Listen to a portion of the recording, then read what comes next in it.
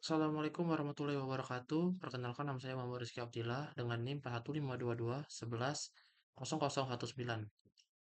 Mata kuliah dasar keamanan komputer. Di sini saya akan menjelaskan tentang tugas TB2 ya. Bagaimana cara menghindari diri dari menjadi korban phishing dalam bermedia sosial. Nah ya, yang pertama itu kalian itu harus tahu phishing itu seperti apa. Phishing itu adalah penipuan di era digital yang sangat pesat ini ya, seperti penipuan ingin memiliki rekening bank ataupun nomor rekening kartu kredit kita, seperti ataupun juga kartu kartu tanda produk atau bisa disebut juga KTP gitu. Terus kenali tanda-tanda phishing. Phishing adalah upaya penipuan untuk mencuri informasi pribadi seperti kata sandi, nomor kartu kredit, atau data sensitif lainnya. Modusnya seringkali berupa pesan ataupun tautan palsu yang tampak asli. Nah, ini berikut tanda-tanda umum phishing ya. Saya jelaskan di sini. Itu tautan yang mencurigakan, seringkali menggunakan URL pendek atau dimodifikasi kecil dari URL asli. Seperti contoh, di sini instagram.com ya, saya ambil contoh instagram.com. Di sini bisa saja pengguna ataupun pelaku phishing itu menggunakan hanya menambahkan Instagram dengan M-nya 3 ataupun bisa juga dengan R-nya 3 dan yang paling populer itu dengan mengganti domain .com menjadi xyz.net ataupun io seperti itu ya. Terus yang kedua, poin kedua itu adalah permintaan yang mendesak untuk memberikan informasi pribadi. Nah, si pelaku ini akan mendesak kita agar memberikan informasi pribadi kita kepada si pelaku penipuan phishing ini ya.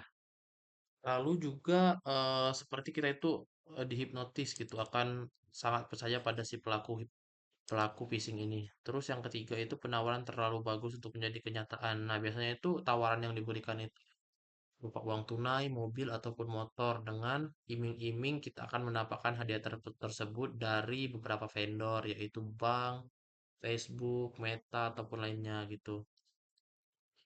Terus poin yang keempat di sini penggunaan bahasa atau tata bahasa yang aneh. Ini juga bisa jadi indikasi gitu.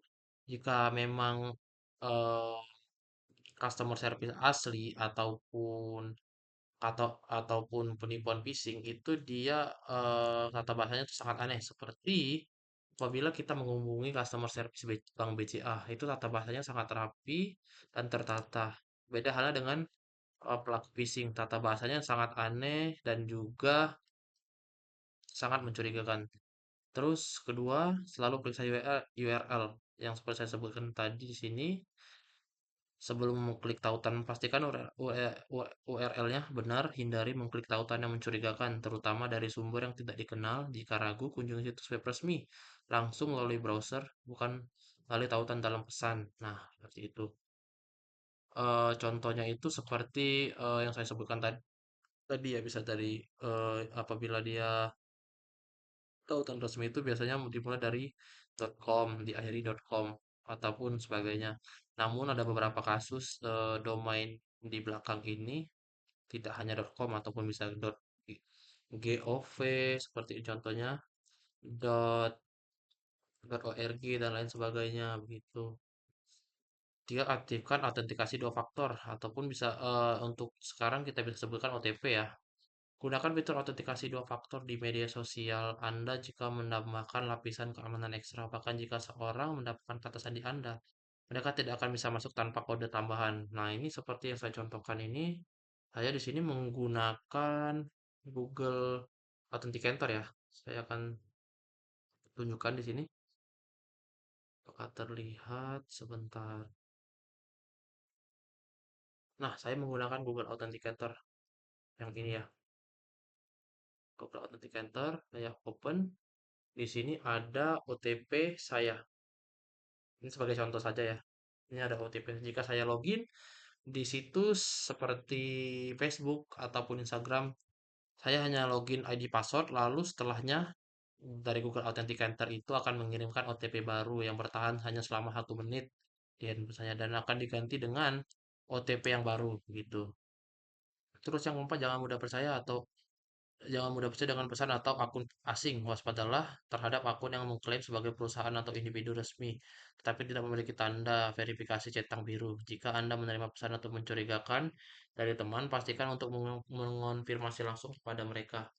Nah, ini juga salah satu indikasi phishing paling berbahaya ya. Karena centang biru itu sangat identik dengan akun yang sudah terverifikasi. Dulu juga tahun 2022 itu pas di COVID itu dia itu saya pernah saya ngambil contoh dari sini ya. Untuk akun centang biru itu namanya itu dia itu misalkan namanya BCA ya kalau misalkan di sini BCA. Terus dia hanya menggunakan spasi lalu ini mark ini anggaplah ini dia mengganti dengan centang biru di sini seperti ini ya.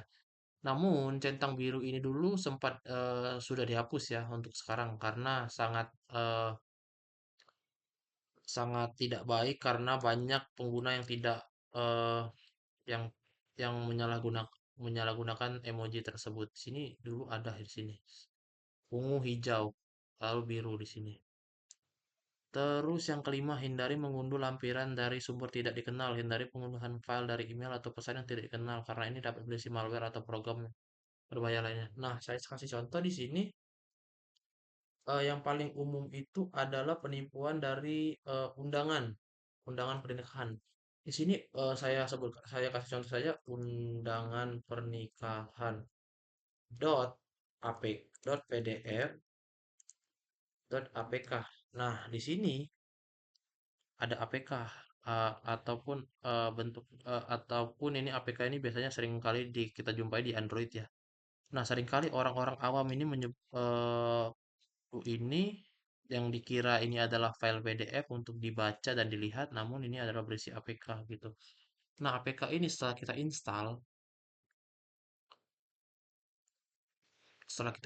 buka, dia akan meminta permission seperti ini. Nah, seperti ini. Dia akan meminta permission seperti SMS, telepon, dan juga kamera, lalu mic, agar si pelaku dapat mengakses seluruh eh, informasi dalam handphone kita seperti itu. Perbarui perangkat lunak secara rutin, selalu gunakan versi terbaru dari perangkat lunak, aplikasi, ataupun sistem operasi untuk mendapatkan perlindungan dari kerentanan keamanan. Di sini saya sudah melakukan update ya, kebetulan ya. Saya tinggal buka setting aja di Windows, pergi ke Windows setting paling bawah. Nah, di sini saya sudah update ya, kebetulan tadi siang. Terus yang kedua gunakan aplikasi atau ekstensi anti-phishing. Beberapa aplikasi atau ekstensi browser yang membantu Anda mendeteksi situs ataupun tautan phishing seperti Avast Security, Online Security, Kaspersky Anti-Phishing, Google Safe Browsing. Sebenarnya sih menurut saya ini adalah hal yang tidak wajib. Jika Anda pengguna Windows, Anda hanya cukup menggunakan Windows Security Defender saja seperti ini. Ini fungsinya hampir sama seperti aplikasi yang saya sebutkan di sini, pengamanan perlindungan dari virus, real time, perlindungan dev drive, proteksi yang dikirimkan ke cloud, pengiriman contoh otomatis dan lain sebagainya. Di sini sangat banyak dan lengkap. Perlindungan akun juga ada, pengunci dinamis di sini bisa dilihat ya. Terus edukasi diri dari lingkungan. Nah, pelajari lebih banyak tentang ancaman online dan berbagi informasi ini dengan keluarga ataupun teman agar mereka juga waspada. Nah, yang paling banyak terkena phishing itu adalah orang-orang yang sudah lanjut usia ataupun orang-orang gaptek, gagal teknologi. Nah, ada baiknya kita mengedukasi orang-orang tersebut agar tidak terkena phishing karena mereka adalah sasaran utama dari pelaku phishing begitu. Nomor 9, laporkan akun atau tautan mencurigakan. Jika menemukan akun atau tautan yang mencurigakan, segera laporkan ke platform media sosial terkait. Nah, misalkan kalian ingin melakukan suatu yang ingin kalian laporkan, ibaratkan kalian ingin melaporkan akun Instagram yang mencurigakan atau terindikasi phishing, kalian tinggal ketik aja Google Customer Service Instagram seperti ini. Bisa kalian klik, terus kalian tinggal eh, ketik aja di sini di pencarian report gitu. Nah, di sini how to report a thing, report something on thread, report message or chat on Instagram, kayak gitu ya. Dan juga pihak Instagram akan meninjau apabila akun tersebut memang terindikasi phishing. Akun tersebut akan di take down secara otomatis dalam waktu 1 kali 24 jam begitu. Terus aplikasi untuk menghindari phishing, ini saya menggunakan VPN sih. Pada umumnya saya menggunakan HMA VPN. Ini VPN sangat bagus menurut saya karena dia bisa memblok eh, website phishing ya, misalkan atau website bot seperti ini contohnya. Apabila saya masuk ke website yang terindikasi bot menggunakan VPN ini. Nah, dia kurang lebih seperti ini ya. Kita bisa buka terlebih dahulu. Nah, dia akan di blok seperti ini. This content is blocked.